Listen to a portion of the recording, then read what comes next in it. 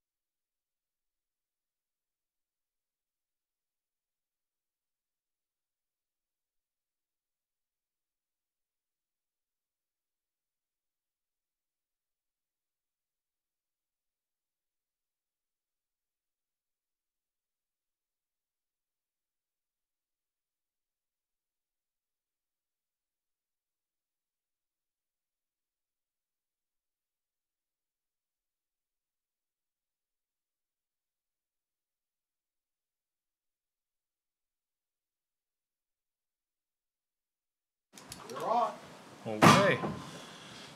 Well, welcome to the December 5th meeting of the Kennebunkport Planning Board. First item is attendance. Everyone but Mr. Francis is here. So one of you two fine gents will be voting. I think you voted last time, George, so how about Larry? Okay.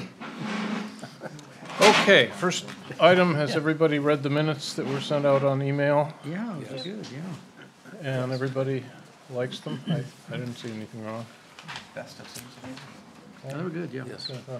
A motion, please? I'll make a motion to approve the minutes. I'll second it. Okay, all in favor? Okay. Good, well, the first item on the agenda is item 181001, Mills Road subdivision, and ATAR Engineering authorized agent for a minor revision to a previously approved subdivision plan. This is the public hearing on same. And you submitted a revised proposal with some of the mods we asked for on that, I guess. Proceed, Mike. Identify yourself. Hear me all right? Yeah. Okay. My name is Michael Sudak of ATAR Engineering. Here with me tonight is Walter Smith and Paul Flaherty of Mills Road LLC. And the project in question, as Mr. Chair said, is a minor revision to a previously approved subdivision, long title, for Mills Road subdivision. Quick project recap, it's on 98 Mills Road. The proposed development is a 14-lot cluster residential subdivision. The proposed roadway associated with the project, to be named Barrels Way, is just under 1,000 feet, 988 feet. The project is to be serviced by private individual wells and a public sewer extension northerly along Mills Road. As part of the project, there was about an 800-foot odd extension to the sewer, and then a 2-inch force main that goes up proposed Barrels Way. What else? Stormwater is to be managed on site by 3 separate detention ponds. And that concludes my recap. As for the minor revisions, in sheet 1, general note 15, I can read it out. On the approved plan, it originally read, quote, as a condition of approval, satisfactory yield and quality of water for each individual lot shall be provided prior to the release of any occupancy permits. Excuse me, building permits. What we are proposing as one of our revisions is to have the word building be changed to occupancy, and there was some discussion by the board at last month's meeting on the 7th. That was not changed prior to this submission for this meeting. And then the revisions to the grading utility plan on sheet 2, or let me get the name right.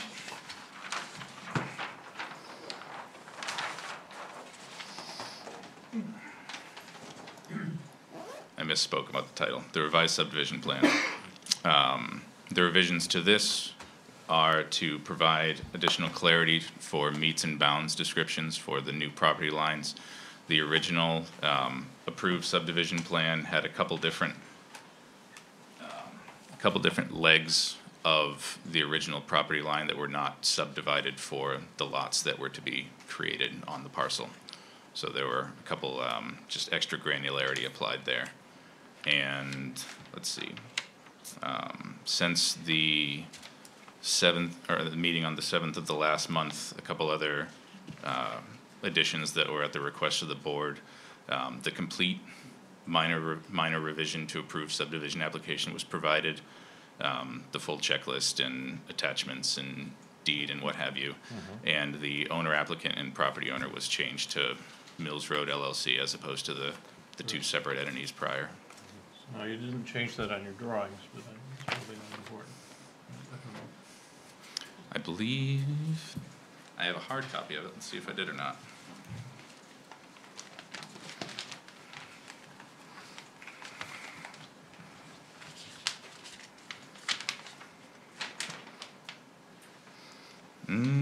I did on one of them, but not both. Of course I didn't.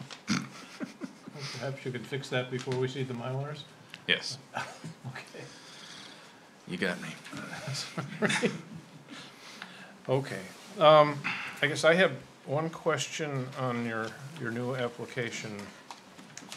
On the second page, it says, Sure. does the applicant intend to request waivers of any of the subdivision submission requirements? If so, list them. And I don't think I understood this exactly, so if you could explain what you're asking for Sure. a waiver for? So the final page of the application that's provided off, I believe, the town's website. Let me get it out here. So it's the page itself is entitled Checklist Minor Subdivision Revision, parentheses, not inclusive. There's subsections to that. Subsections A and B and the majority of C were provided. I can run through them if you'd like, but the only section that I was requesting to not need be provided for this application is subsection 4, which I'll read aloud. It says, quote, a copy of previously approved plan, which we did provide, as well as copies of the proposed revised plan and other submissions according to the requirements of the final plan application. We provided the revised sheets. And then the next sentence, quote, please also include enough supporting information to allow the board to make a determination that the proposed revisions meet the standards of the Kennebunkport subdivision regulations, end quote. I feel, and I believe it's our clients feeling, that we've provided enough because of the minor revisions, or the nature of the revisions being so minor, that you have enough in front of you to act. So that was all that I meant to say by Okay, that paragraph. okay. All right, I don't think we need to waive anything, quite honestly. Yeah, it felt the most appropriate place to say that. Perhaps waiving isn't the right word, but Well, we'll put the right, my friend George will put the right word, whatever it is, in the finding of facts. Waiving is a nice word. Wave it is. Yeah, that's fine. Whatever. The answer is, we think you've, I believe, at least speaking for me, that you have supplied us necessary data to thank you. justify the minor change. And so I'm not sure I need to waive anything, but anyway. Okay, does anybody have any comments on the whole thing here? I think we pretty much talked before, so I guess if no one on the board is interested, I will open it for the public hearing. So don't all step on each other coming up to the podium. I will now close the public hearing and call for a vote on this item, to approve this minor revision. I'll make a motion to approve. Okay. I'll second it. All right, all in favor? Okay, so it's approved. We will have George will have a finding of facts for the next time, and if you can bring in Mylars for them, if you need them, we will sign them then. Sure, and I'll be certain that that is reflected through Mills Road LLC. That would be good. Yeah, Okay. thank you. Very good, thank you. Just the record, Tom. Yep. What is the date of the next meeting? Just the Oh, 19th? it's 2 weeks from today, so it'll be the 19th. 19th. Oh, you do meet again this month? Yes. The 19th? Okay, thank you. Okay. How often do you get to say for the record? Okay, item number 2. Item 181002, 131 North Street, Shepherd and Reed, authorized agents. This is site plan review public hearing for converting an existing trucking facility into a boat yard. So, Bruce. Good evening, Mr. Chairman and board members. My name is Bruce Reed, and I'm an attorney with Shepherd and Reed. Tonight I'm here with Brian Boschman. He's my client. He's the sole member of the LLC that owns the property. And as I told you at the last meeting, Brian was in Key West last time on a business trip. Yeah. Poor guy. He's back among us life. now. But he did have a chance to look at the meeting notes, at the actual, you watched the tape, right, Brian? So he saw everything that went on. At the last meeting, there was discussion, here was what we have submitted you've got this full-size plan. This is the original submission that's in your packets. Keep to the microphone, please. I've put on the easel here the plan that was in the original packets. You have them in 11 by 17 format. And we've got full-size copies at Town Hall, and you probably have one with you here. At the last meeting, there was concern raised by Ms. Perlmutter and others just about the site distances, and the request was made, could we at least show something that would give you as a board, a reviewing authority, a better idea of whether we're gonna be impeding site distances on these 2 or 3 roads that intersect here. So, without breaking the bank, Brian did go back to Dave Hughes from Livingston Hughes and asked him to underlay, for lack of a better term, a Google Earth image, and that is here. Did the board get the packet that I sent out? Yes. Okay, great. You've got a full-size, this size copy at Town Hall, but this is what we did, and I went further this afternoon and just marked these 2 roads. There's North Street and there's Arundel Road.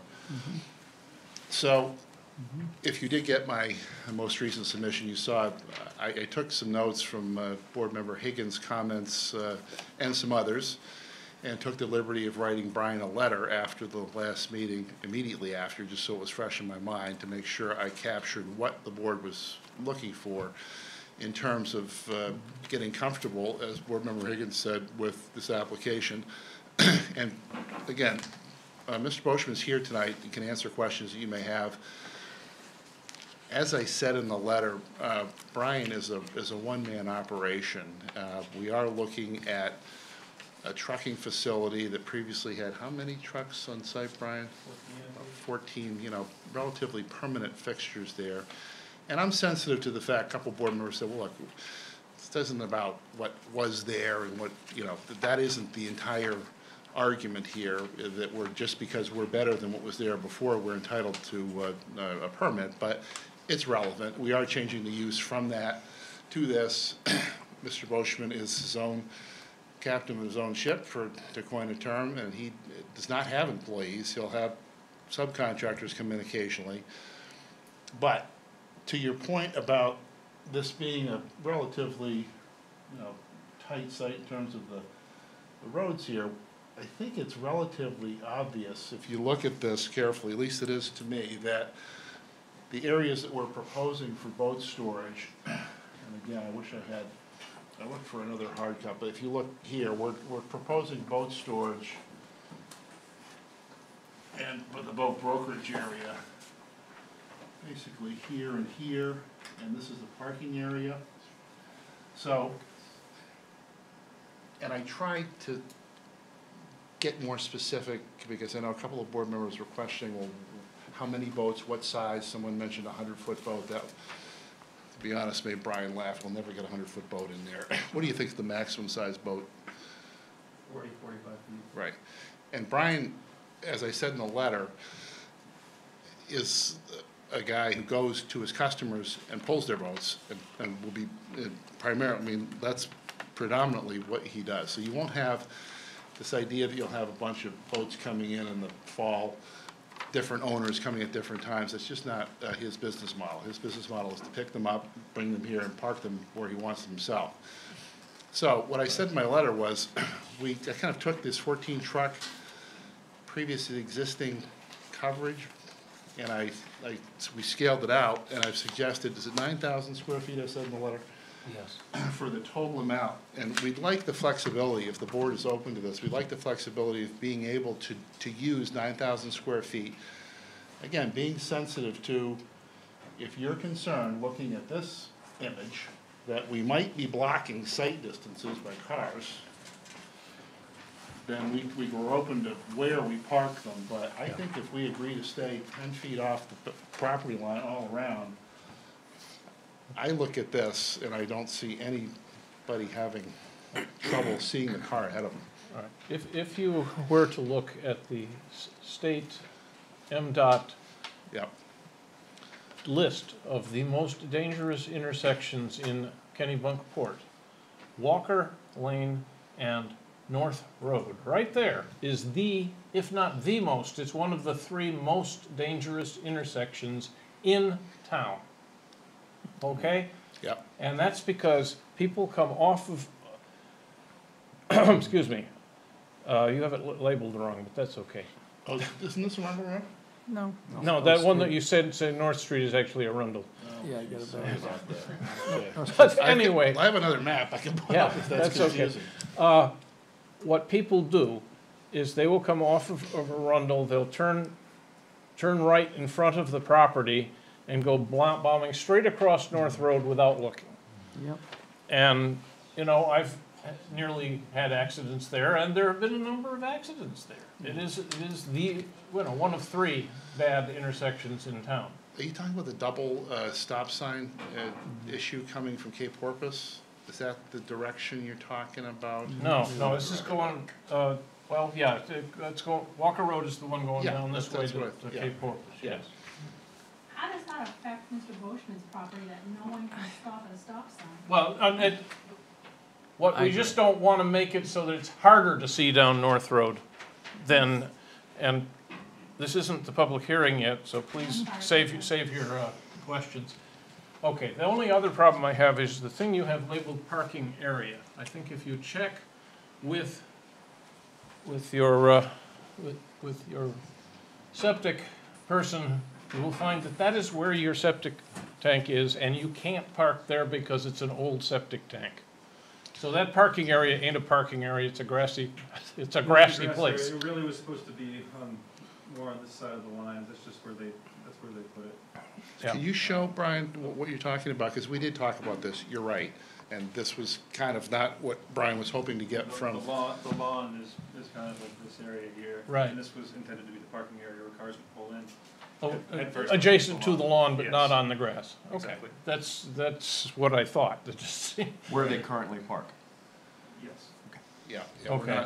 we don't want to park on our own I septic guess my only field. concern with relative to the Walker Road thing would be the if we were parking in the boat brokerage area, if you went all the way over to the side, you know, all the way to the North Road, you might be blocking some people. So if you were saying you were gonna maintain a, what, 10 feet off or something? Yeah, there'd be nothing right on the road, it wouldn't make any sense.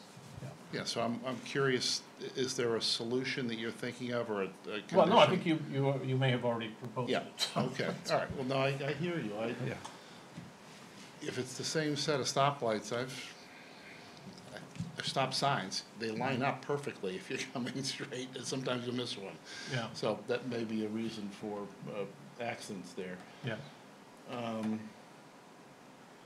So we'd like to maintain flexibility relative to where we park, understanding that you're concerned about site distances, particularly with this issue you just raised. So if we can, I'm open to suggestions as to how. Because obviously the place you have labeled both storage areas are not really a problem at all, down, you know, where his boat is right now. Yeah, here, yeah. Right, yeah. Can I make a comment? Sure. So, it was always interesting because I go on this road probably 3 times a day. I've got a son at Chevrolet's. Winks is closed. Yeah. This isn't a house that you're converting into a, you know, a commercial, I mean, that's a commercial building. And I always was amazed, I've lived in Kennebunkport for 5 years. I was always amazed that they would allow 18-wheelers, and it looked like it was a repair shop or, you know, something there. And I would just kind of, from a different perspective, have people think about this. You go along A1A in Old Saybrook or West Saybrook, along that, and you'll see, you know, a bunch of boat yards where they've got cranes up and they're repairing or they're putting something in. Then there's a restaurant right next to it. But boy, there sure isn't something that has, you know, a bunch of 18-wheel trailers next to it along the shore. I know we're not on the shore, but it sure would be prettier as a residential taxpayer to see boats in that area instead of a bunch of 18-wheeler trailers. I mean, that's just a comment I have. And they can't, 18-foot trailers are pretty, 18-wheeler trailers are pretty tall too. Well, thank you for that comment. We've heard that from other people. I think we may have a couple of people in the audience who may speak to that. You know, this is, as you're entering Kennebunkport here, this has got a maritime heritage to it, a boatyard, as opposed to a trucking facility that greets you, you know, arguably is a better look for the town. But again, back to the point about Brian's business model, he would like the flexibility of being able to park these boats on site, because it's a fluid. We were talking about this the other day, just the two of us. To say that he's going to put the boats, you know, in order on this particular location and at all times of day.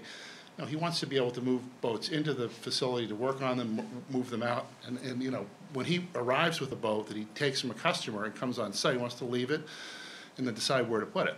But within reason, we don't want to park it on the septic system, we don't want to park anywhere where we're blocking traffic. Yeah. Well, I think what you said in your 10-foot thing that was in your letter seemed reasonable. Well, the 10 feet is actually in the planning board manual. You're not supposed to have anything within 10 feet anyway. So, not only is it reasonable, it complies with the law. Jeez. Well, there are some Can't other ask for more than that. traffic issues that are implied in 10.7 and 10.9, I believe, that may not be met. And that might be an issue, something that would have to be worked around. I have a lot of things to go through here.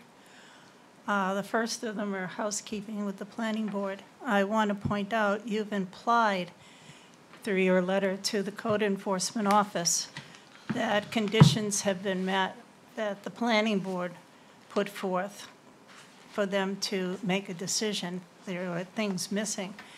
And it's not up to the code enforcement officer to tell you that conditions have been met for a complete application. It's up to the planning board to do that. That's their authority. Understood. I wasn't trying, I didn't want to I write know, directly I know, to but you. the implications of your letter were there, and I just want to make Okay. it clear to the public that that is not so. The other thing is it clearly states in Article 10.1 that there's no use, change in use, et cetera, requiring approval under this article that shall be commenced unless and until the property owner has submitted to and secured approval by the planning board. Now, you mentioned at the beginning that there was one boat parked there, but when I went by the other day, there were 2 large boats parked there and shrink wrapped. And no activity should be commenced before you get approval from this planning board. So, I don't know what the situation is there. There's now only, I believe, 1 boat there. I go through that intersection constantly. It's extremely confusing intersection, especially with the change in speed. With the church there are pedestrians, and people get very confused by that stop sign. I agree with that it's a very dangerous intersection. As far as change of use, I don't think we really have to deal with that at all, because even though that was grandfathered in, it's free enterprise zone. I think we have to treat the application as a completely new application for conditional I think use, so, and too. that's the way we look at it. Yeah. I think we sort of ascertained that last time. So from the very beginning, we don't have to worry about trucking and stuff, and I agree, 18-wheelers look horrible there. I'd rather see boats. But at the end of the meeting, when we were talking about sight lines and views, I asked you very specifically to provide a viewpoint from the height of a motorist looking down there. And I have not seen that. That was a condition of a complete application. And so I have to sort of make my own judgment call about that. I don't think it's a real problem so much for walkers, well, maybe for Walker's Lane, as for people coming down North Street and people coming around from Arundel. I think that's where the problem lies, is when you look across towards Walker's Lane. I think that's And when you're coming from North Street and you're looking towards Arundel, I think that's where your sightline problem is. Otherwise, I think you would be able to see. What you're calling a parking lot, that grassy area under the Article 10, really can't be called a parking lot until you meet a lot of parameters like setbacks. The entrance and exit has to be well defined. I'm not sure you've even defined where people enter and exit there. There are specific angles from coming off from the road. You want to do something to keep people from driving straight from North Street over the grassy area into parking. And in a parking lot, you're supposed to designate parking spaces. This is all, I forget, it's somewhere in loading and unloading areas, traffic patterns, 10.6C9. Entrances and exits are 10.6C5. I'm not gonna, I don't think we have to look at 7 and 8, which are soil conditions and topography, because of the nature of the business. We don't have to worry about that. It's pretty flat for sight lines and things. But 10.7B deals with parking lots, and I'm really concerned if you use that for parking, that the way people come in and out, you need to clearly, you said there was not going to be any signage, but I think you really need to deal with some signage if other people are going to be coming in and out. At least something that says in arrow and out arrow. You know, it doesn't have to be a fancy sign. But you have to designate where people come in and out and where they can park. Now, you said it's mostly a one-person business, and I'll address that afterwards, but, you know, employees have to know this too. Frankly, I think you shouldn't use that grassy area for parking at all, except at the very edge near the building. And that would solve a lot of problems with sight lines. People could see very easily. But I don't know whether you're willing to give up that much land and just leave it as is, the way it's been left before. I think they have to, because that is an old septic tank under there. That is our. What? Old septic system, not one that you can drive on. Well, the old septic system, as I understand it, is closer related, is more closely buried near North Street. Is that correct? Can you point out where that is, where it is, Brian? On here? And the leaching field. Would be like right here Yeah, see? in this area. And the grassy area is north of that. I There don't would- have there a would be north nothing arrow parked in there, but this area, you know, yeah, maybe on the yeah. edge over here, but that would be about it. is that where you were planning to park? Yes. Well, We just did that. But on the edge, On the not edge. in the. But on grade. the edge. On the paved part of the Okay. edge. Yeah, right along there. well, So- if you could keep people off the grassy area, I don't think there'd be a problem with sight lines, although I'm guessing because you didn't provide that. But I don't think there's a problem there because the intersection's further up. Is that, is So there it sounds no, like that's what we planned on. Like I said, the first plan that Dave Hughes produced was imperfect, not exactly what Brian was looking for. So I think that we can Okay, give. so you're give gonna come in from either road to your property? Yes, yeah, There's like 3 entrances from? 5. On opposite sides of your makes it easy to bring in a boat too. sediment containment Yeah. there won't area, be I holding guess. up traffic there. Is that Yeah. grassy knoll yours? Yes. Yes. Yeah. Yeah. That land is Just yours? the grassy part, So, yes. you know, why don't you consider putting up, you know, maybe some nice poles with some reflectors, so everybody can kind of see that there's you've got the corner there. I mean, Along so that, because I mean, people were looking through it and just seeing, Well, they if- were seeing trucks, but I think you have to look at Article 10 there to see what can be done in the parking areas and what you can put up near intersections. There's a section there talking about how far back from intersections, what you can put up there that doesn't restrict intersections, but as signage for a parking lot. You don't even have to put up reflectors so much as, you know, those Just posts or? posts, concrete Right. barriers to show that you park, you know, right there. I mean, that Wooden could make it railroad safer. ties, you know, something that designates where you park so people don't pull up on the grassy area. And I think that should be a condition of approval because of the sightlines, that, you know, vehicles stay off that area. Is what is currently there, what's paved, everything, the entrances, is that what's gonna remain? Yes. So nothing's changing really, you're not putting any new impervious surface on it or anything? Just as it is. We're just saying it'd be good to have curbs or something to prevent, curbs or railroad ties, as you said, Yeah, to prevent anybody from pulling into the grass. yeah, bumpers, yeah.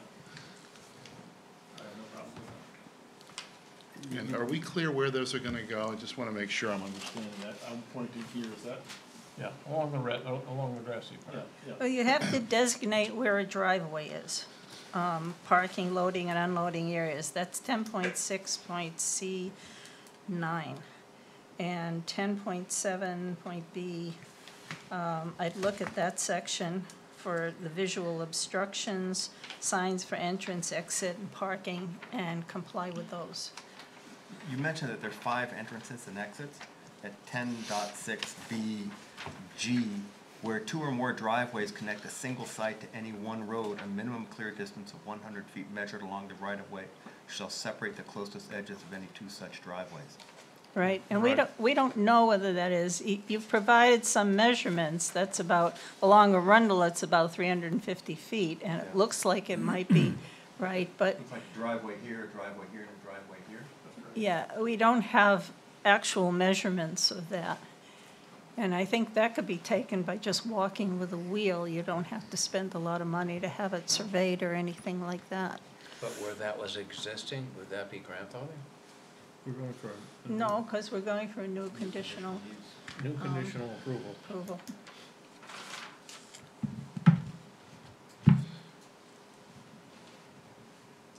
If it was that, if they had to be separated by 100 feet, it would seem that if you just eliminated this as a driveway and had these 2 as driveways, I don't know if that was critical. Not critical, but Handy, handy. yeah.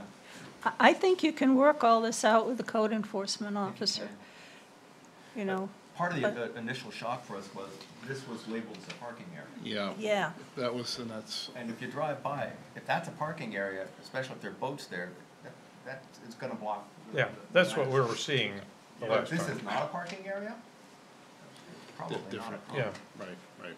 Yeah. The other thing about parking areas is you have to have impervious or semi-pervious substances. And if you made that a parking area, you probably have to take out those grass.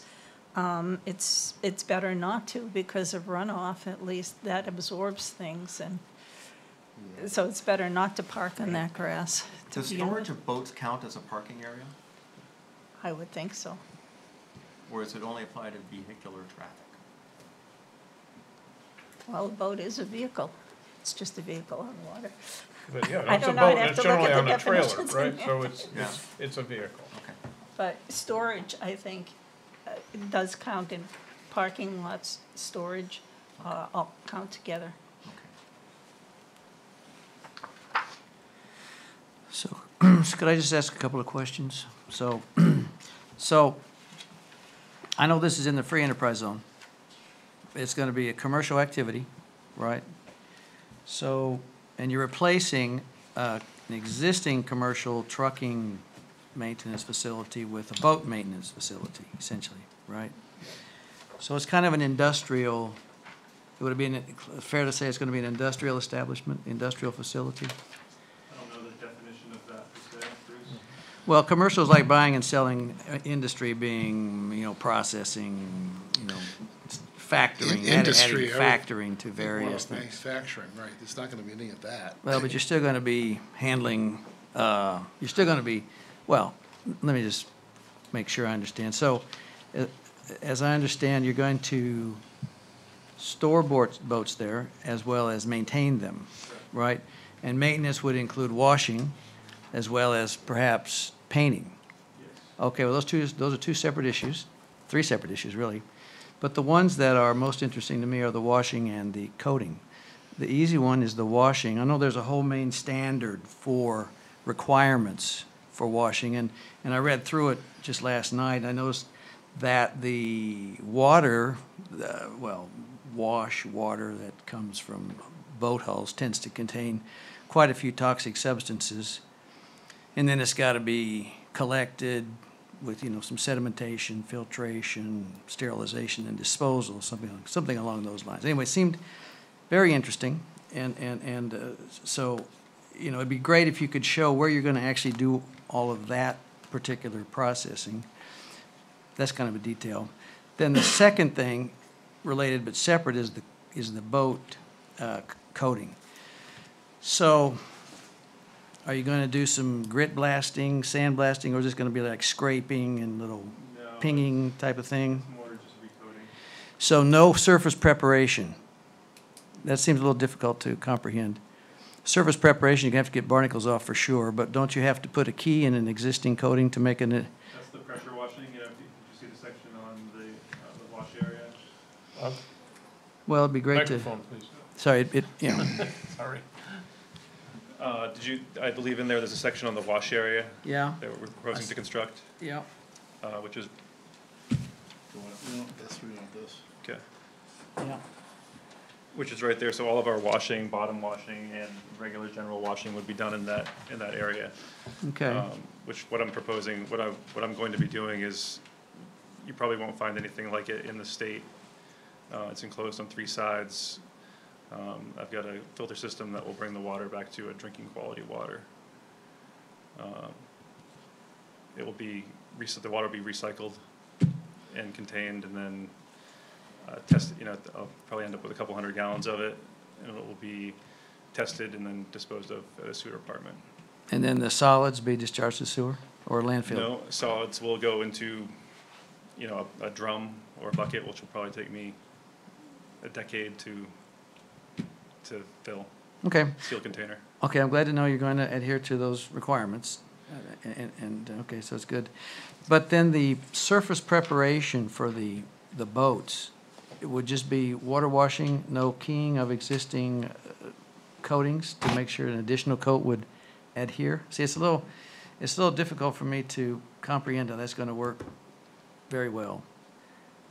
Right. I generally don't. Most of the stuff I have I work on is really, really clean and in good condition. I'm not working on the old, 30-year-old sailboat with layers of bottom paint peeling off of it. So you're just actually preparing the surface for an additional coating of paint? Correct. You're not actually removing existing paint and then, Yeah, because that's a not whole something- different, that's a whole not different something- situation. That's not something that I do. Okay. And you're never going to do that? No. Okay. So then, the other question I had was,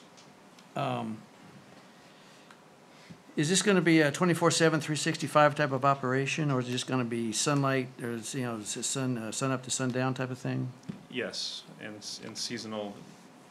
The height of the operation will be seasonal, spring and fall. So what's the likelihood that you'll be working at night with the lights shining across the street into any of the residences? Very unlikely. Okay, but,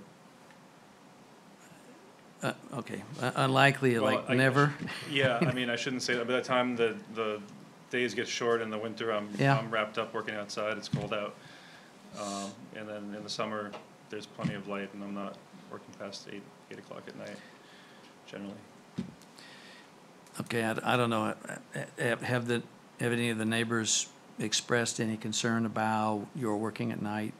I've had only positive contact with my neighbors as of yet. And then I noticed you said you were a one-man operation, but you can have contractors. So it'd be helpful, what would be the maximum number of people working at that location I think it would be rare to have more than one subcontractor at a time, one or two. Okay. All right. And then the other thing which kind of leads, well, Nina's comments kind of leads into my other comment. When I looked at this, and I've been by there, of course, many times, but what struck me was the lack of definition. In other words, you know, it almost seems like that not knowing all of the rules and regulations in here, but just from an operator standpoint, having some curbing, some designated traffic areas, some fencing even. See, one thing that I wondered was, okay, right now there's those 18-wheel trucks there. I guess no one bothers them, but a boat is a little more attractive. I mean, you're going to have some fencing from a security standpoint, or some kind of. I'd prefer not to. I don't want that look, and my neighbor on this edge doesn't want any fencing or anything along their property line. Okay, well, security was one thing that I wondered about. I know it's not so much of an issue here, but I think it would be great if you were able to propose a traffic pattern. You know, come back with a plan that showed traffic patterns, parking areas, and all that, and well, designated.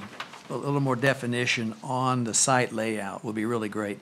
And I'm still a little confused about your plan for that grassy area. You're just going to use that for temporary boat storage or nothing? It's going to be like a park? Unfortunately, it's very confusing what is on here. This Yeah. really should be moved this way. There is really nothing going on in the grassy area. It's just a grassy area and septic field. So the parking. Oh, that's a drain. That's a drain. The parking area is right along. So that's a septic drain area then. The drain field? Is that what that is? Yeah, the tank is under the parking lot here, and the field. Okay, that's the drain right area. here. Okay, all right. I got you. I have a quick question for code enforcement. What we're approving is the conditional use, a conditional, a conditional use of this property. Are we, but the details of the parking areas and such, is that something that goes into a building permit, which is something code enforcement does? Or is that something we should be getting details for? Well, when you're talking about conditional use, it comes under Article 10, and basically the requirements are there. Okay. And I think that's something that we have to approve. So we need to see, unfortunately for you guys, we need a more detailed drawing. Plan. Yeah, We a lot more really do. definition would be really great. Okay. Which we can do, and I'm taking notes here, and we will clearly indicate that the grassy area has nothing going on. Well, it would be nice if you designate that area Yeah, and really outline it with even, it doesn't have to be a surveyor's type of boundary. It Yeah. just has to be a walked boundary with dimensions, so that if we put a condition on there, we can say, in accordance with the drawing, there will be nothing going on here. The septic area is to remain here. Parking will be in this area and so forth. You know, it doesn't have to be that detailed conditions, but we need to be able to designate exactly what we're pinpointing that should have activity and shouldn't have activity. Okay. Which we will do. To be brutally honest, we were trying to get this on a relatively simple base. I think you can understand what was going on here. Yeah. But we can go back. Dave Hughes has been working well with Brian. But I just want to make sure that I get the right pins knocked over for the next time we come back. I'm hearing that signage, or not bollards, but some form of designation of where the parking will occur. Well, if you look at Article 10, if you go through Article 10, you'll see that there are requirements for parking lots. Okay? There are requirements for designating driveways where people come in and where they go out. And they don't have to be particularly, fancy signs made up by a sign company. But you have to be able to designate, how the traffic pattern is going to flow in there.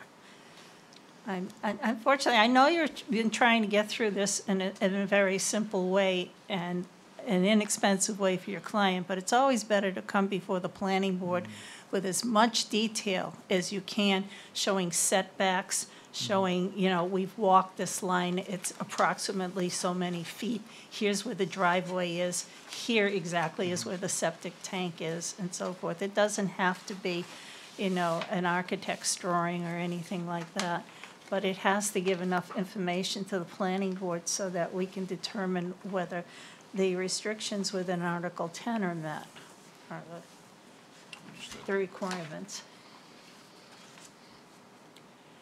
And I would like to address hazardous waste a little bit more, because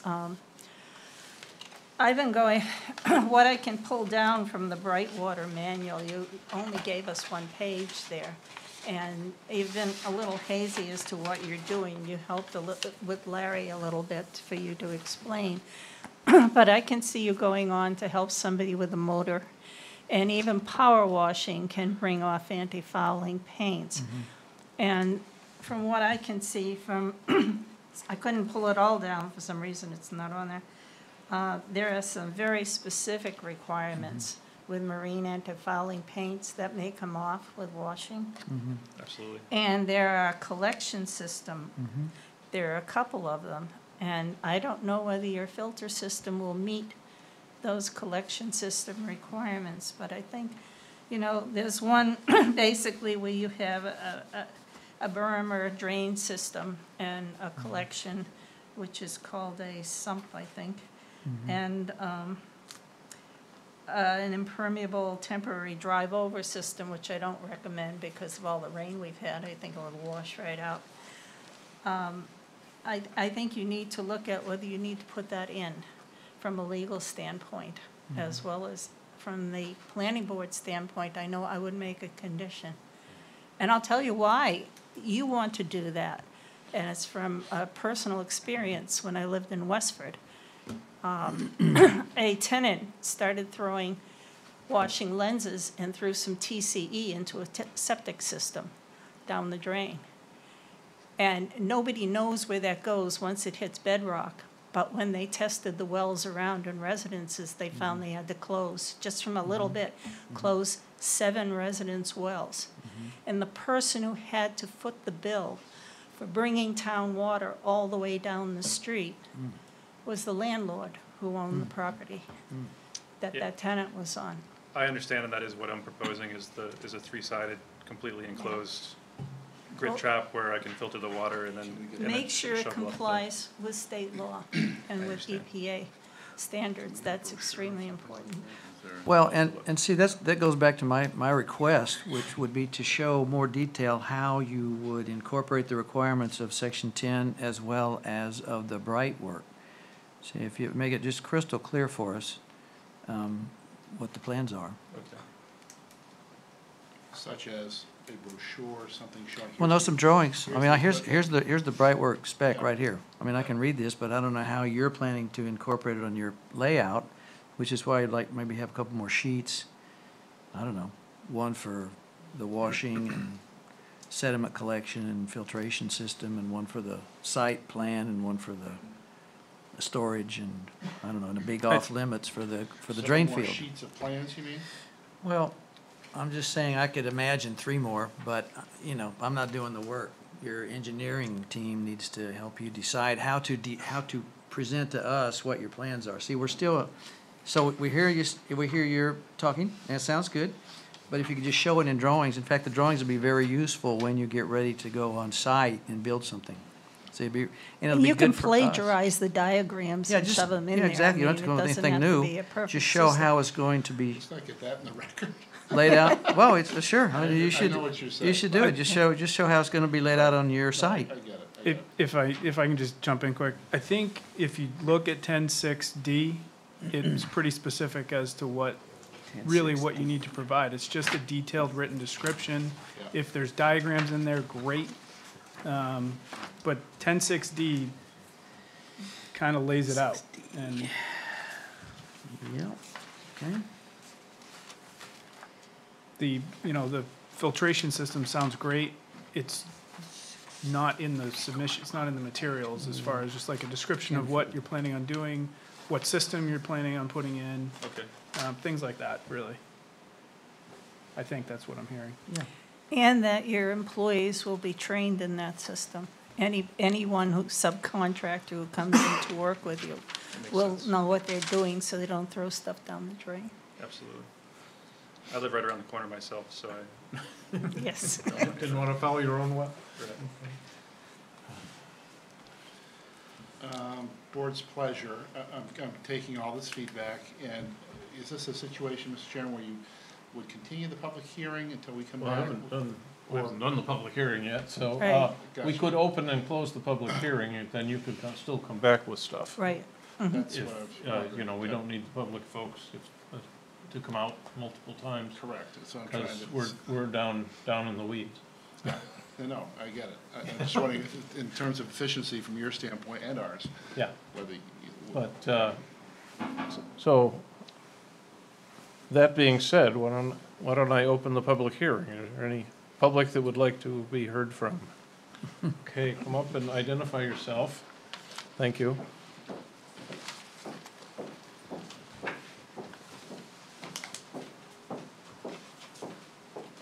My name is Jen Burrows. I'm owner of the Winks property that abuts Brian. I apologize for speaking earlier out of term. I just want to give a little history of why it's so important that I think that this should all, I'm glad that you're working with Brian to make this happen. The trucks there were owned by Mr. McCabe, who, if you don't know, has given quite a substantial amount of property. The school sits on the property that his family gave so that we could have a school. And because of that nice trucking business, Mr. McCabe was in a position where he could have sold that property. I know of 3 other people that wanted that property. But I feel what he did was outstanding compared to, I'm not putting down our conservation trust. A lot of people give their property, but Mr. McCabe took the time to make sure that he found a young man who was going to run a business, a local business, that someone like Brian wouldn't be able to do here in town with the cost of the property. So I think that is an amazing feat that he did to make sure that someone local could run a business out of there. In boats, I can't imagine anything. I mean, Brian's property is housing town of Kennebunkport sign, welcome to Kennebunkport. So thank you, Brian, for letting us have that on that grassy knoll. As far as the traffic flow, I understand that that intersection is bad. That's up to the town of Arundel and Kennebunkport together to fix that. Yeah. It's beyond, he could put multiple boats on that corner, it's not gonna fix the people from going through the stop sign. I understand your concern, but I just, to me, I just felt like, I'm sorry, this is Brian's property, and as long as he abides by what you're planning, Right. You have to We'll take realize care that of- At we'll the take care time, of we the thought he stop was sign. gonna park boats up on the grassy knoll there. I hope he has a nice party out here. I love going by and seeing the kids. I mean, it's a wonderful spot where you see it's not only Brian, he has local friends that are local contractors that will swing in, and it's really a nice, positive approach to see that someone that is local, born from here, has an opportunity to run his business in town. So I just wanted to get up here and share that history and let you know that we are very welcoming to have him in the neighborhood and support him the whole time. So. Thank you. Much appreciated. Anyone else from public or butters? So I guess we will close the public hearing, and then I guess we'd like to continue this to the next time to see. So I have a motion to continue this to the 19th. I'll make a motion to continue to the 19th. I'll second it. Okay, Yeah. all in favor? So we're going to hopefully see you on the 19th with lots more information, hopefully getting to us on the 12th if possible, so that, you know, so that we have a week, or at least some time to digest it. Okay. And will there be a continuation of the public hearing? No, public hearing is over. No, No, I no, mean, we're just looking for the detailed we're just looking for the information we're asked details for. that we were discussing. I would say deliberation remains open. Appreciate your input. Yeah, Thank so you. our Deliberation deliberation is remains remaining open. open. Yeah. And you might want to sit down with Werner or other code enforcement officers, and if you have any questions about section 10 there and what's required or how you can meet the requirements as best and show that on a plan, they're very helpful. Yeah, to be honest, I'm thinking about the need to get things to you a week ahead of time. That's 1 week from tonight. Just setting it out there. Well- Brian would like to get this approved as quickly as possible. Understood. So would I, but what's your protocol if we do need another couple of weeks? How should we present that request to you? If the official line is that we're supposed to, anything you're supposed to submitting to us for a meeting comes in 7 days or 5 business days or something prior, but I think it's at least a week before. Well, at least a week But before. If we needed to continue, how should I? If you Just can't speak- if you can't make it by the 19th, as long as you tell Lisa that you'd like to extend it to the first week of, the first meeting in January, that's not a problem. If I was in a rumble last week and it's a whole different, kettle of fish, trust me. No, just get with Lisa to, you know, say, hey, pull us from this week, put us in the next, and she will. Thank you, appreciate that. Okay. That's- If you want right now to say you're not gonna be here till the first one in January, I don't, because Brian will kick me when we get out here.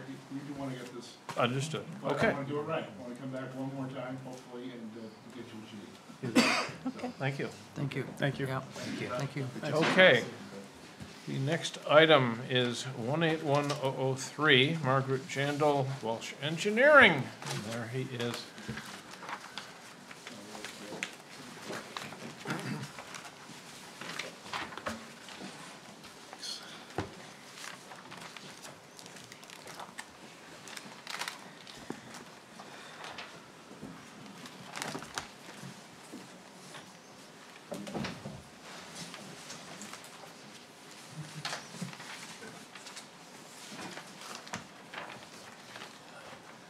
Good evening, Mr. Chairman. Bill Walsh from Walsh Engineering.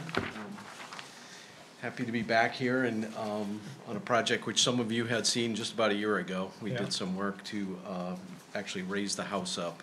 I'm here on behalf of, as you said, Margaret Jandel at 77 Marshall Point. It is, this is the house that we're talking about here. It's the street side of Marshall Point, and this is the ocean side of the property.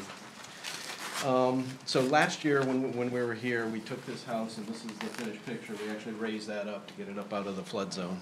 So that work has been done, and we're here now to talk about, to get an approval for, hopefully, for a revetment.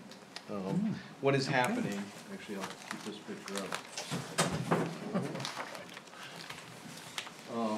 What is happening is, still, this is a cobble beach out front here, and with the storms, what's happening is the cobbles are still coming up and over and sort of eroding over the property.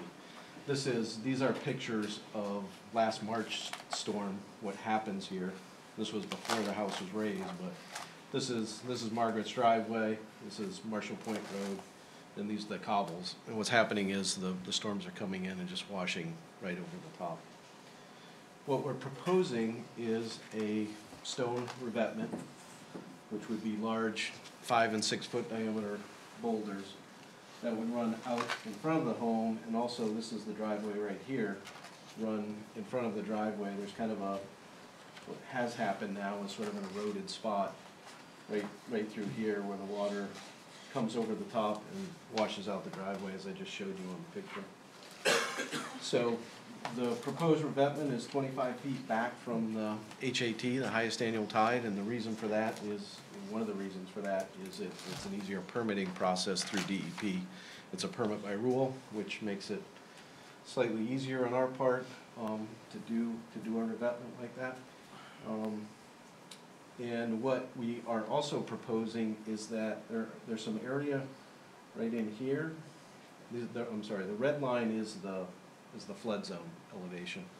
And what we would like to do is take the material that we excavate out from here, at least the more granular sandy material that we get out of here, and bring these elevations up.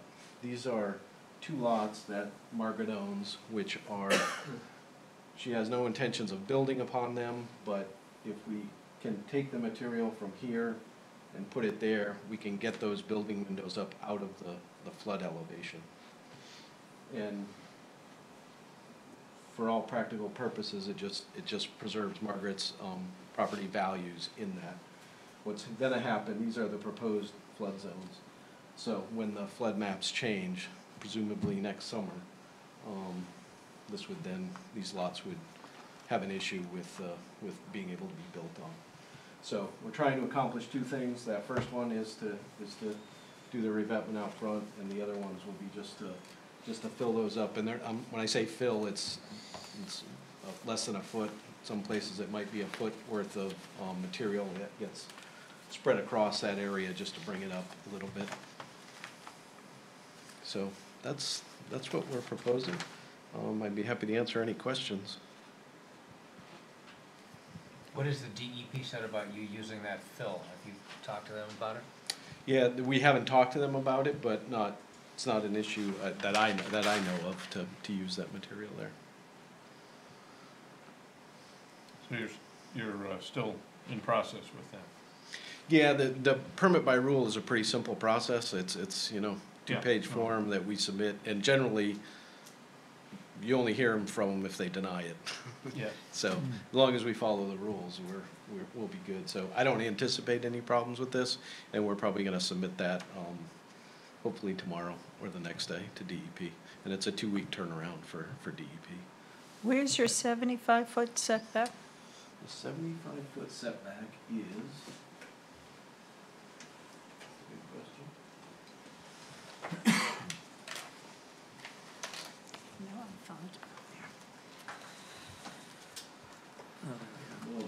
So 75 foot is, I just saw it, is this line right back here. It actually runs, so we are within that 75 feet where this work's being proposed.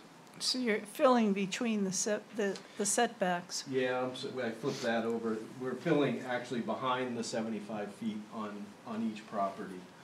This blew it, that blew it up the scale on that. That's why it looks a little different, but. On this one, the 75 would be that front green one, the front of the green area there. Mhm. So your revetment is large boulders and you go down a certain point and then you come up. Is there any fill in there that you're going to put in, smaller gravel, anything? We usually just backfill with the material that's there. The cobbles that are there are kind of perfect. They end up sort of filling it in anyways. The ocean takes care of that, so. No, we'll use a geotextile fabric on the backside just to make sure it stops any soil movement out of the backside of so it's sort of buried behind the stone. But other than that, there's no real fill. Over time, those boulders move Yes. with the ocean. Do you expect them to move one direction or another? These are going to be sized, like I said, 5-6 foot diameter, and we actually do a calculation to figure out what size they are. In theory, they can move a little bit, but the weight of them keeps them relatively in place. Part of that will be sort of setting it at the right slope and making sure that it does and can move, but it's not significant. It's inches that they move. They're not moving feet. And that's the problem now, is the cobbles that we have here they're all small 6-8 inch diameter cobbles. And the water's just picking them up and running with them. There's a big one down here, you can see that, and we're talking about that type of boulder, the big ones, much like you see on Goose Rocks Beach if you walk down there. So what's the property limit for the house? So Margaret owns 3 lots here. She owns, this is the house lot, I'll call it, is that one, and that's the house right there. These are the 2 other lots that she owns on either side. And it's this line, and it's over there on the far side. And I think we've shown this one, but the other one, actually no, that's the line right there. Well, I just noticed that the proposed revetment is right in front of the house, which implies that you're expecting waves coming perpendicular to the shore. Yes. Don't you have any longshore current issues or wind-driven waves coming in from the, I guess that would be the southwest? Where's north on this? North is in this direction. Okay, so it's coming in from the south? Yeah, it's kind of, actually, the worst ones are the ones that come right across from east to west. So they're coming in this direction. You know, it's possible that we might get a little bit in through here, but there's kind of a, you can't tell, but there's kind of a low spot right in here. These contours indicated a little bit, and that seems to be the real problem area where it's just breaking through the drive. I think this area and just making sure we have this built up high enough will help to keep anything from going in that direction. And she obviously, she's not as worried about the cobbles blowing up on these other lots. She really, I doubt Margaret will ever develop these in the time she owns it. That's what she's indicated, but it's kind of just a cost issue to actually keep that material on site. It makes a lot more sense than trying to haul it off and dispose of it. So what's the likelihood that water will be trapped behind the wall and then erode the footing of the wall? Not much. And the reason for that is you can't tell, but there's a high point right here. This is actually Rachel Carson back here. There's probably a 1, 2, 3, 4 foot elevation difference where this is lower than this here. I think you can actually see it. Okay. Actually, this is the low point out at the road, and it actually gets higher up at the house. So the revetment is right up there. So everything will run through, and part of the work that we did on this is a open foundation. It's a flood resistant foundation, and water can actually travel through that. Okay.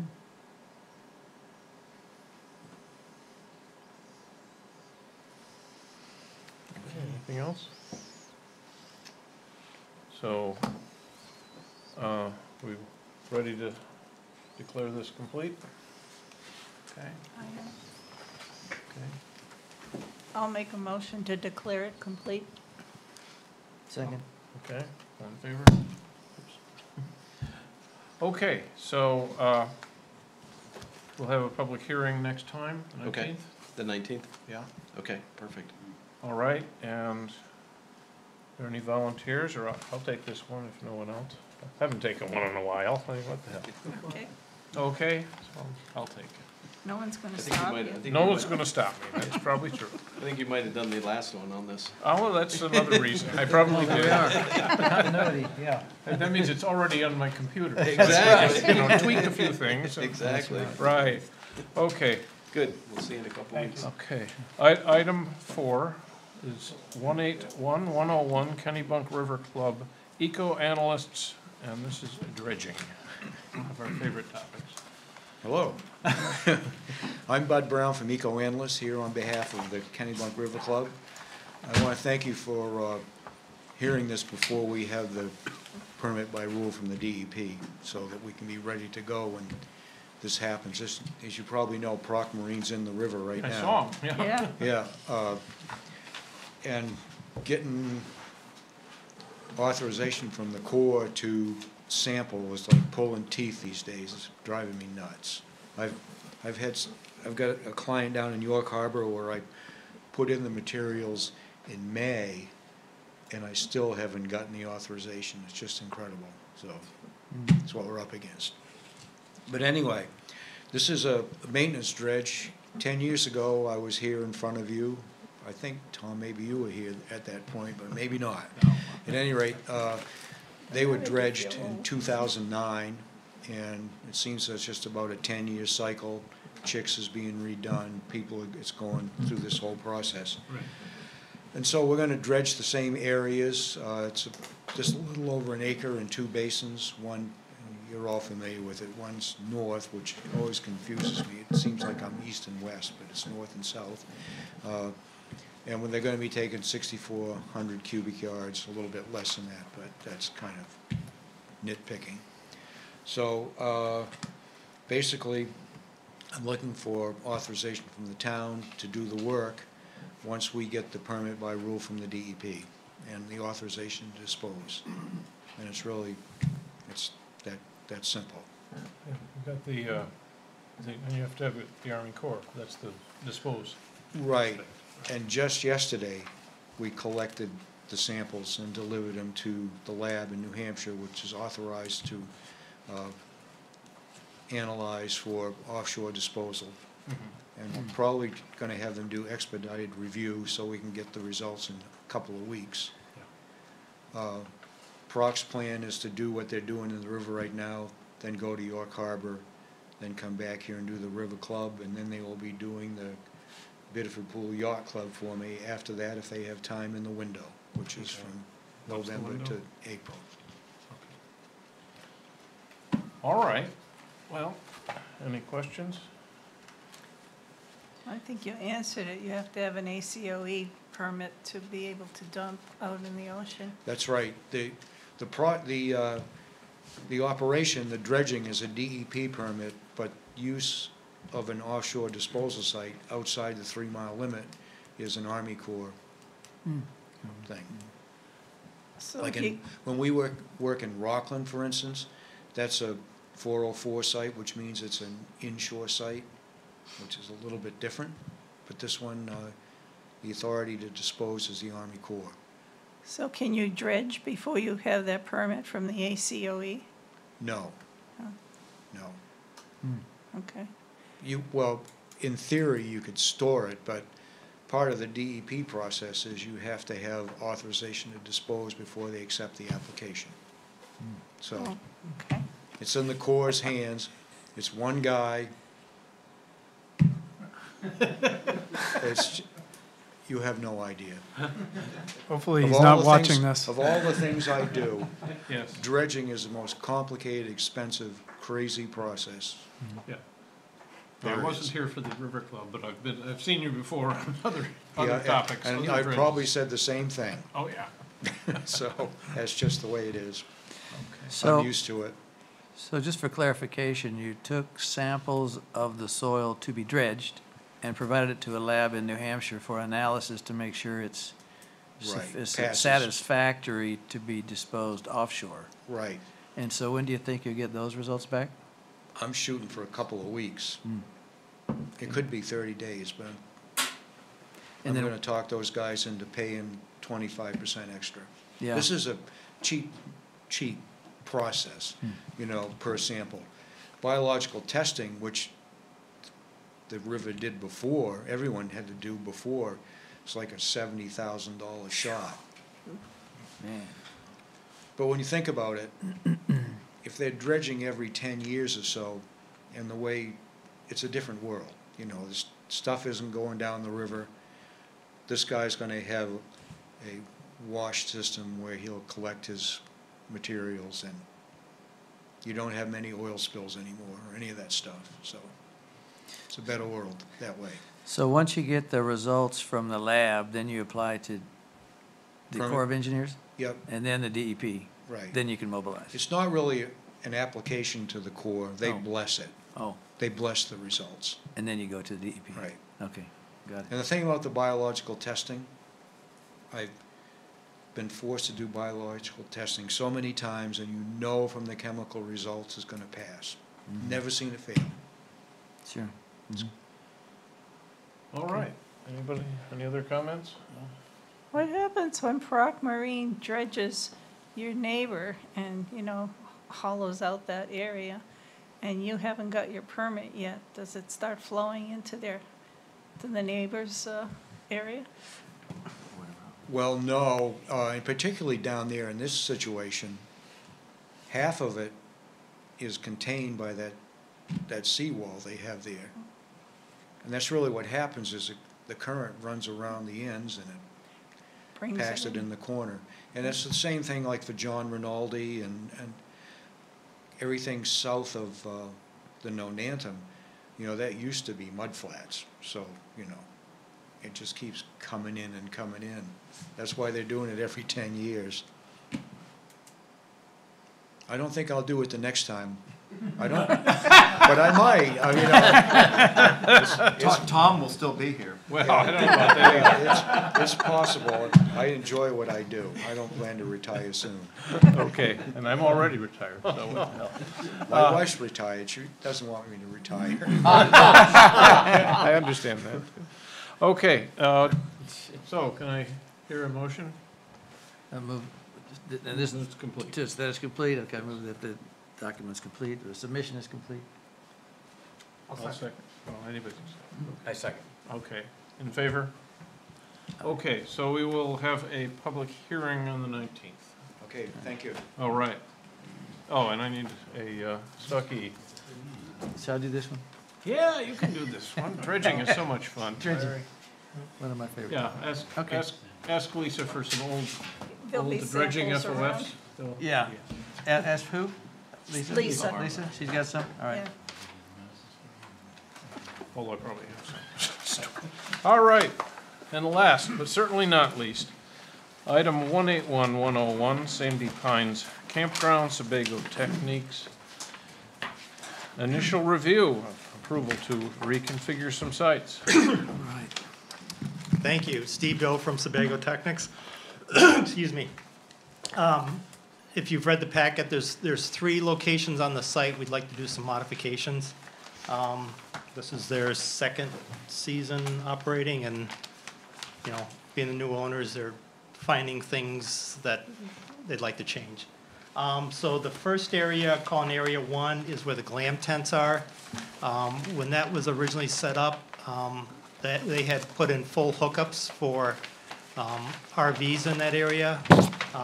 There's 2 septic systems in that area, and one of them serves the bathhouse that's in there. The other system is not being utilized at all.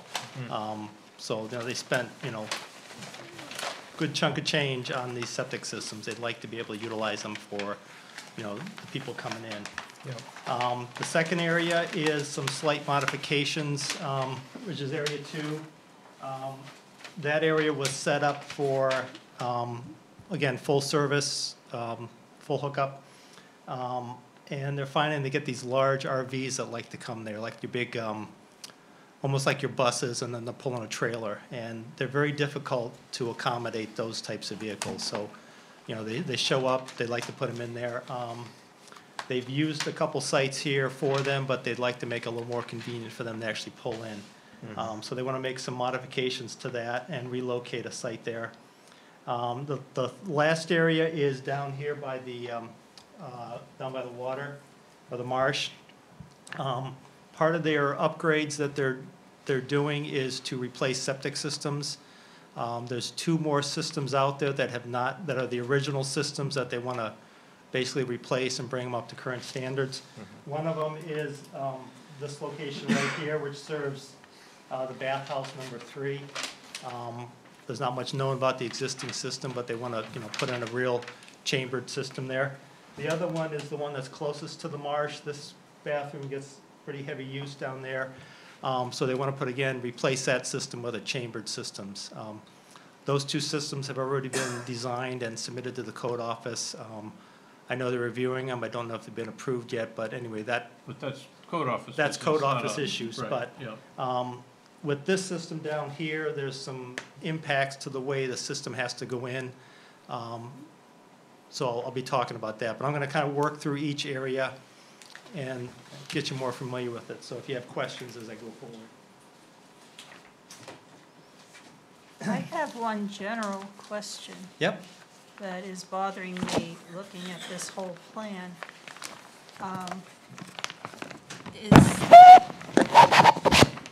When I add up what you're doing in terms of the RVs and these new motor coaches coming in,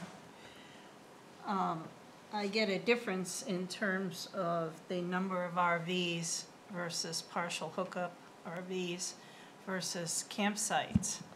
And it's increased the number of RVs by 16, I believe, reducing the number of general campsites that are not RV campsites.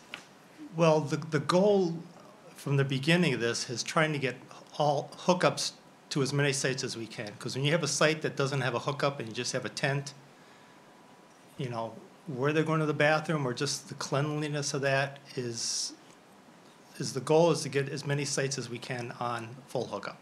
What Whether does a it's hookup mean? Hookup means that if you come in with a RV, it could be a camper, it could be a whatever. You have sewer hookup, you have power, and you have water. That's a full So hookup. basically, these are RVs. Anybody can come in there. If a site's available, anybody can rent that site. Okay, well. It's not restricted to RVs. Okay, well, my question is gonna be, are you turning this into an RV site? Almost total RV site, and, you know, you have a non-conforming use there. And we've had some neighbors who are contending the use and are a little concerned about it. And one of the other things you're doing is putting in more road, and there's more surface area being put in there, impervious surface area. And so I'm concerned about an increase of a non-conforming use over time. So that's sort of an overall view that I'm taking of this. Before we go into the details of the changes, I think it needs to be addressed. Thanks, Nita. Ralph Austin, also representing Sandy Pines. When we came before the board last year, I guess it was, you know, the main topic, or one of the main topics of discussion was how many campsites or sites would be there, and certainly a number was agreed upon, and that's the maximum number. But there was no limitation placed on whether it's an RV or a glam tent or a regular tent or a pop-up camper. It's all of those sites are available, and it's constantly throughout the season changing. You can't tell from 1 week to the next whether you're going to have an RV or a pop-up tent or what you're going to have. And it was my understanding with the board that there was no limitation on a certain number of types of campers who were there, or no allocation that had to be you know, followed, that these are all 300 campsites and it can be whatever type of tent or vehicle a person wants to be in at that site. No, I went back to the findings of fact, and I looked at that, and you're correct. It's just 300 campsites, and there's no restriction on the number of RVs or the number of glamping or anything like that. But I know that there may be some issue raised by neighbors who are always concerned with water, which is really not under the jurisdiction of the planning board. The water use, but RVs use more water. They may have their own showers and things like that. The other thing is we had big discussions over the amount of impervious surface. And so when I see a new road go in there, I want to see some details as to how much impervious surface that we had before and afterwards. Yeah, and Steve, if it, I think that was on the plan, but if not, Steve, no, okay, but Steve can provide that, okay.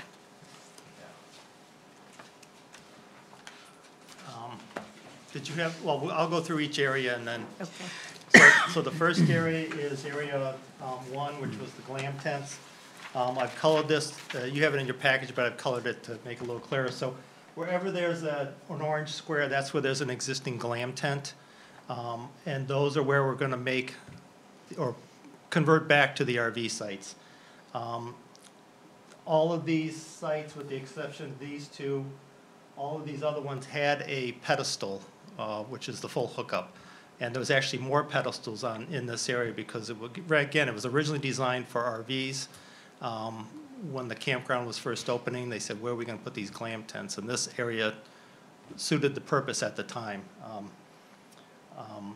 So to kind of get to your comment about what's new, what's not, this was the original road that came through this area. When we did the glam tents, we cut this road off, and we created a road that came this way. That was part of the glam tents. And then there's some walkways and stuff. There was a, this area here was for camping originally. And so you would come in through this area and you would exit out that way. That's before the glam tents came in. But now, since we're trying to convert it back, we need to get vehicle access into there. So this center area, which is where the existing septic is, we're proposing to bring the road through there and then be able to back into where these pedestals or sites are. This would actually be a pull-through site here. Essentially what's happening is we're basically just taking the platform of the glam tent off and then just placing some stone in that area. There's a combination of stone, mulch, and stuff in there. For instance, like this site right here, this is the glam tent. This is the sand area that brings you to the front. And this area where it's hatched was where it was originally laid out for the RV site. So there's basically just mulch has been placed over what was there for the structural material. Basically gonna rake the mulch back and put some stone to kind of clean up the surface of that. Down in this area, there's a pedestal here and there's a pedestal here. We can't get two sites in there, so we're just gonna have one site. We'll just create one site there. There's a pedestal that was for this site, so we'd like to add a site down here. But what we're actually doing is, this was the glam tent that you approved last year. That's gonna go away. That'll just be reestablished as a lawn. That site will move over to here. This was a parking area, but again, originally we had a pedestal here and a pedestal here.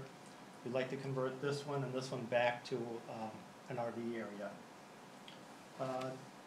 17 and 18 were the new sites that you approved last season. They don't have full hookups, but water is stubbed off to those. So we will actually bring you electric to that and bring sewer to those sites. There's an existing septic system right here which is not utilized, so that is designed to accommodate the flows, those additional flows, plus everything else that's going to it.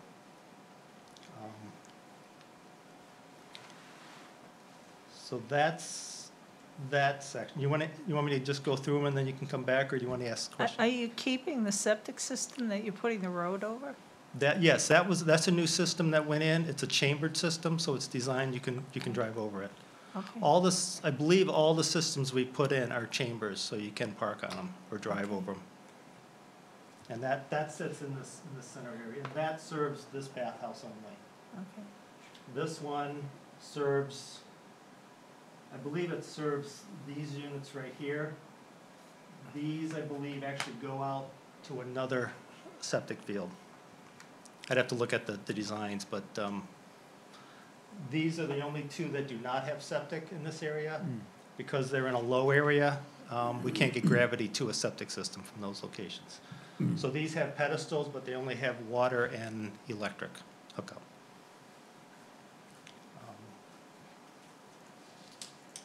So the next area I'll go to is the center area here. So this area, this is an existing road that comes around. There's a little short road here. This center area has 1, 2, 3, 4, 5, 6 sites in there. And they want to, this is currently a pull-through this way. This one here, you can also kind of pull through and come there. But they're really not set up for the bigger vehicles, and they're not easy to maneuver in. So what we want to do is eliminate this site right here and create so that the vehicles will come in this way, and then they can pull in this way, they can pull in that way, and then they can pull in that way. So it's a lot easier to maneuver and get into those sites. So this site will go away, and that one gets moved to Area 1, which we talked about. This site here just gets smaller. We'll have to accommodate a smaller camper or something in there. So those are the changes there. We are gonna, again, we're just kind of moving materials around, moving mulch, putting gravel in, remulching and landscaping other areas. So this is all open right now. We're gonna actually landscape this area here and put some evergreens in there. Same with this area here. It's pretty bare in there, so we're gonna buffer between the sites, and then we're gonna add some landscaping in this area as well. So that's that area.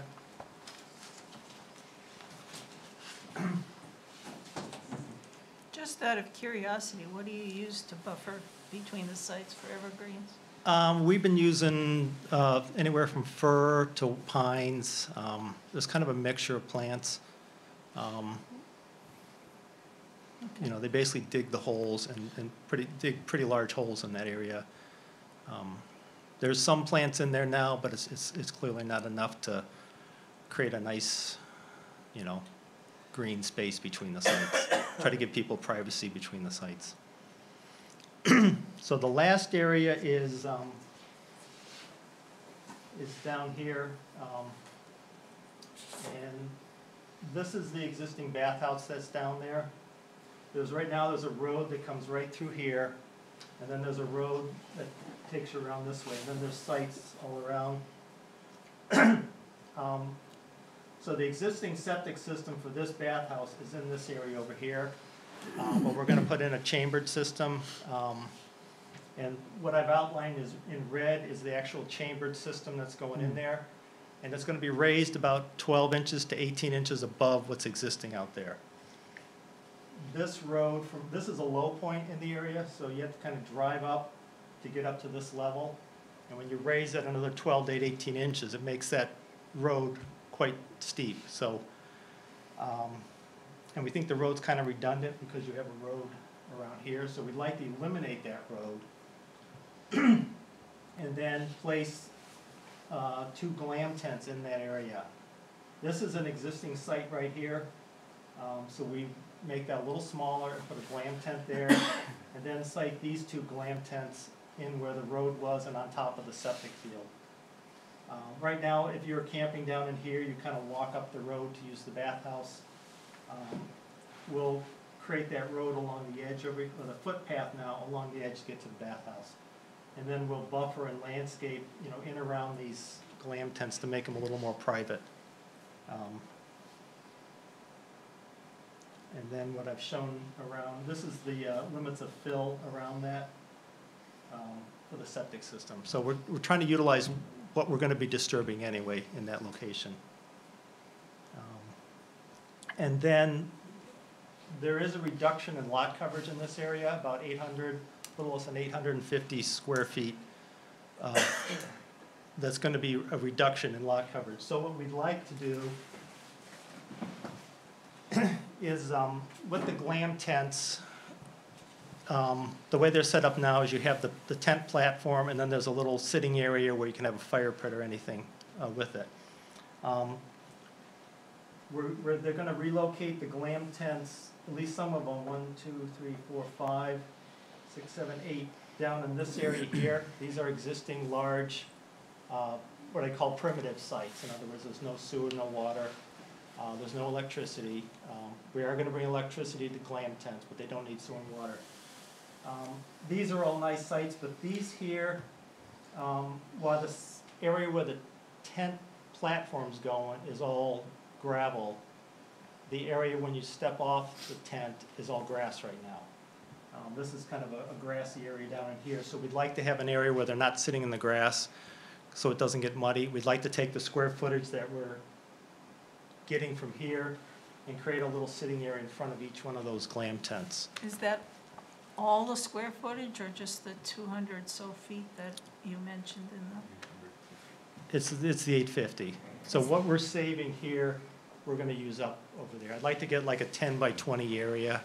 The tent platforms are 20 feet wide, and you give them like a 10-foot area to, you know, have a fire pit and places to put chairs. So the lot coverage is not going to change? There's no change in lot coverage. Okay. We are staying outside the 75-foot setback from the high water mark. There won't be any, we can't put the glam tents in that 75-foot because it's considered a structure. So we're outside all of those setbacks. It is in shoreland zone, but we're not in the 75 feet. And since we're kind of moving 2 sites over here, we're going to take 2 sites from where the glam tents are. So these 2 sites will disappear and be moved over here. There's no they're all about the equal distance from the high water mark.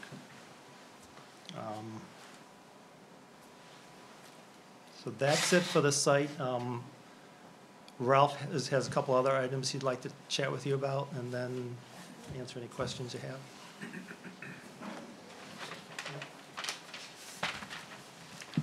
In Steve's application letter at the bottom of the second page, there's a request about minor changes to the project. What they found is on any large project like this, particularly where it's new business and after a couple of seasons, you find that you need some tweaks or changes.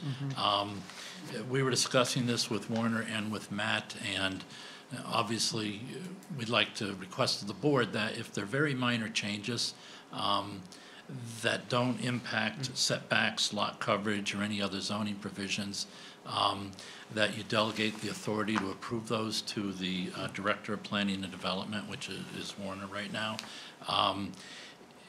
There would still have to be plans filed with the code office and copies put in the planning board file, plans showing what the changes are. Permits would be needed, but it would save the process of putting together an application like this every time and going through 3 meetings with the planning board.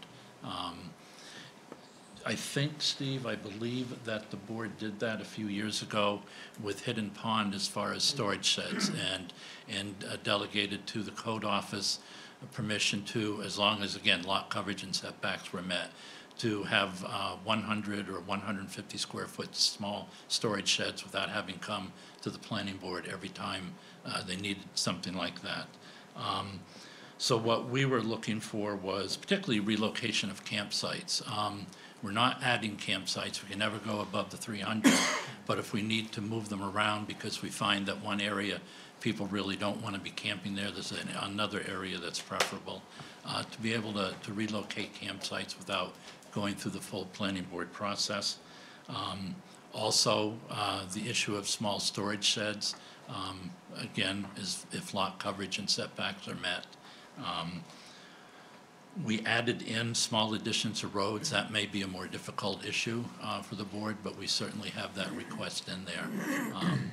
So certainly like to get feedback from the board whether this is something they'd even consider or not, and what parameters, if they were to consider it, would be put around that. Well, I can tell you right now, for a conditional use or a non-conforming use, I wouldn't be likely to approve that. Yep. Simply because of the situation. If it were a new business and it were conforming, or were in conditional use, yes, that might be the case, but I'm very nervous about taking something that's non-conforming like this, even with small changes, and not looking at it carefully with the planning board. So you'd be opposed to all 3, not just? I would. Yeah, I think we just have such a responsibility and a non-conforming to the public, residents and the taxpayers. That'd be hard to kind of give up our responsibility to just put it with one person. And that's fair. We wanted to make the request. I also would be a bit concerned. Yeah. One thing I wouldn't want to be is surprised that, somebody had an objection if we let this go. Because I tend to be in the same place. Nope, that's absolutely fine. The predecessor went through an awful lot of changes that I know we never heard about. And I agree totally. I think we went through enough pain. And that's fine. This is fairly straightforward and simple without that. Yep, that's fine. We thought we'd make the request, and we have your answer, so thank you. Okay. So if you have any questions on what we're proposing, or I'd be happy to answer them.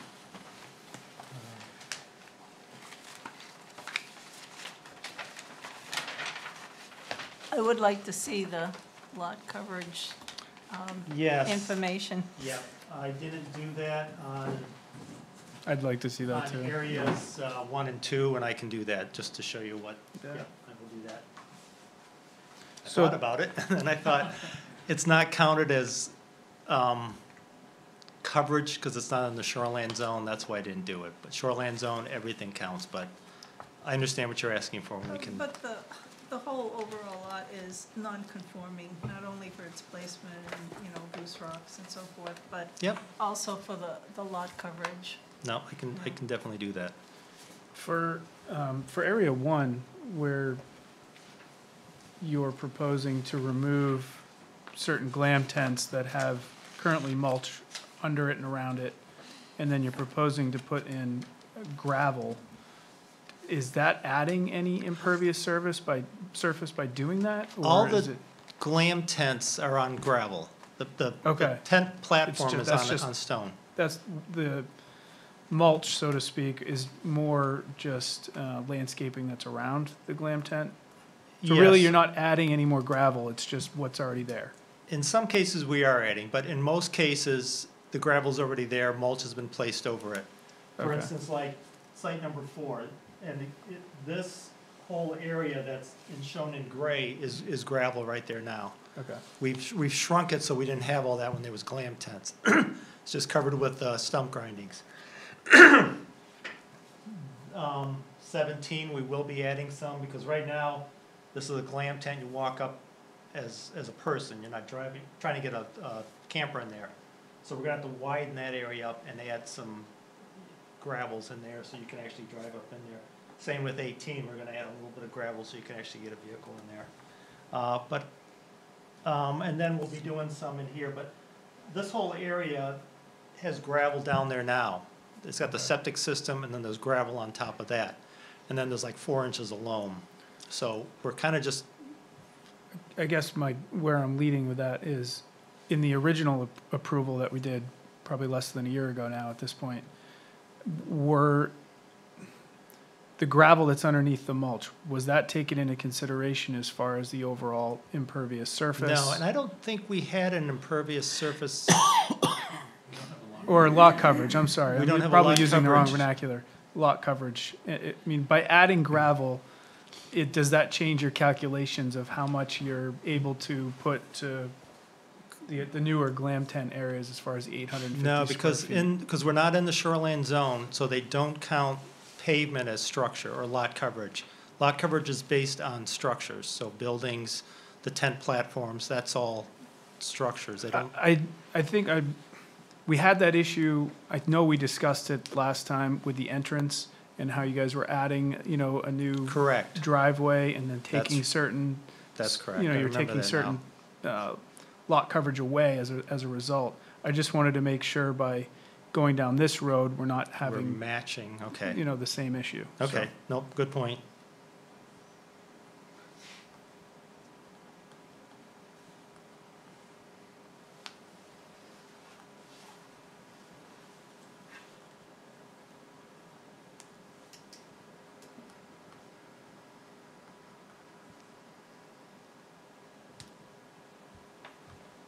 that was it for me.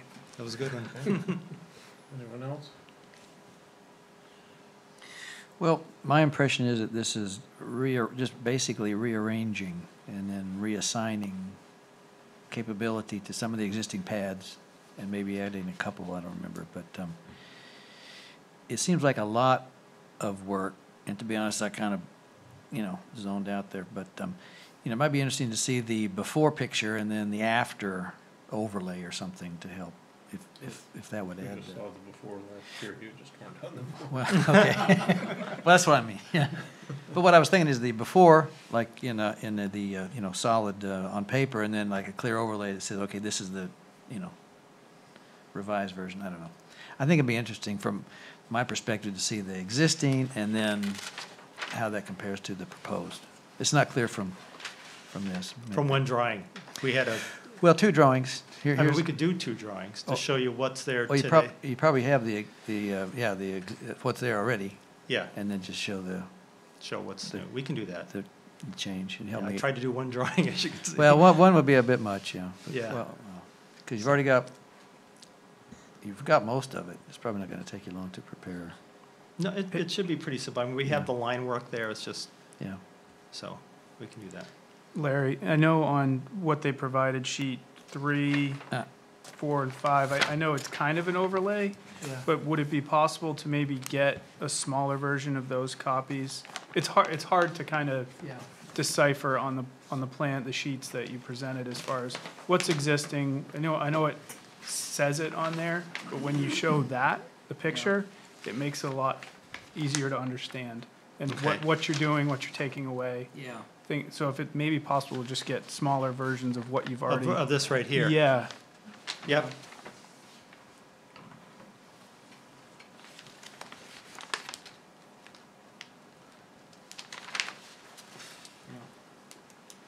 Okay, so, And I may be able to doctor this up a little bit more, so maybe I can even make it a little clearer. So, okay. Yeah, I don't see that as a big effort. I mean, you've got the basic info. I got the information there, it's just making it legible for you. Thank you. Okay. okay. Do we have, everybody feel it's complete? I'll make a motion to consider the application complete with the extra additional materials. Okay, I'll second that. okay, all in favor?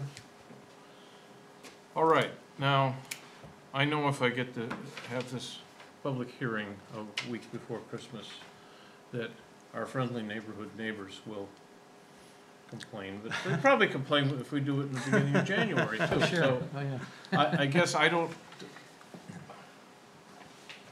you're not gonna do this work for a while, does it make Well, more sense? I'll leave it up to the board. I mean, they're gonna wanna get started on it before the season opens. Yeah, and, for sure, You know, they, Winter is a good time to do Yeah. some of that work. Yeah. yeah. yeah. I mean, I think, I don't think you have to work around the neighbors. Okay. You know, whether it's January or December Yeah, isn't it's gonna be make bad a either whole way, and they won't be around and they'll be upset, so Yeah. that's fine. I mean, it's not fine, they but get it's the notified. way, the I mean, way, there is a notification. yeah, to get- so, okay. So I guess we'll have the public hearing along with the dredge and the Jandal, neither of which will be really major leagues public hearings next time. Okay. So that's the 19th, So and the last time, didn't Ed handle this? I was gonna say, he's not here, I just sent him a text message hoping he would reply, hey, what happens if you fight for it? I say we You thought you were tentatively assign it to him. I'm gonna assign Ed. Assign it to Ed. Yeah. See if he He did a objects. nice job with the last, He did such a good job the He last did. time, so, he should do it again. yeah, and he's been warm, just because he didn't pick up his phone to get that text message. It's been delivered to his phone, it says so. Well, thank you very much. Okay, Thank you. and we'll see you next time. Yeah. Okay. All right, We so, need a final motion. I guess I could use the final motion. Motion to adjourn. Seconded. Okay. Hey, that's not bad, 5 things in No. before 9. Yeah. That's good. We're doing good. I was up at